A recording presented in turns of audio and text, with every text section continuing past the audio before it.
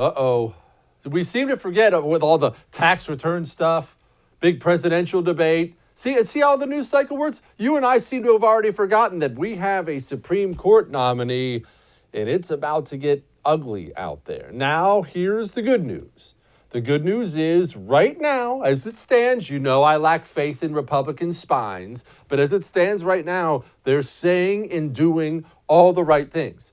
Mitch McConnell, to his credit, who's been outstanding at packing the courts with our people, already said, vote. We have Republicans, multiple out there saying, oh, we have the votes, we have the votes. I have a hard time believing that many Republicans would have already voiced that if they didn't. So right now it looks good. And they announced we're moving forward quickly.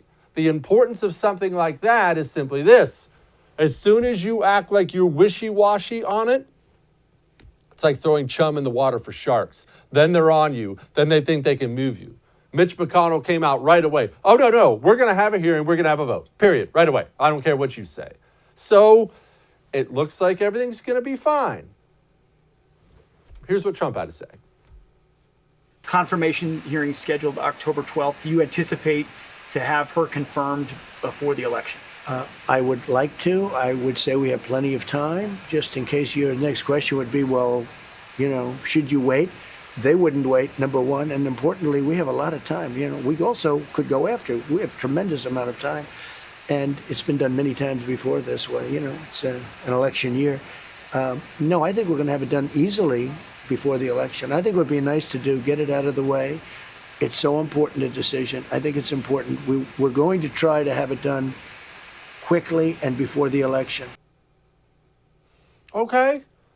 Trump's sounding pretty confident there. You see, I'm not always cynical all the time. You see, I'm starting to get more and more confident here. I'm coming around.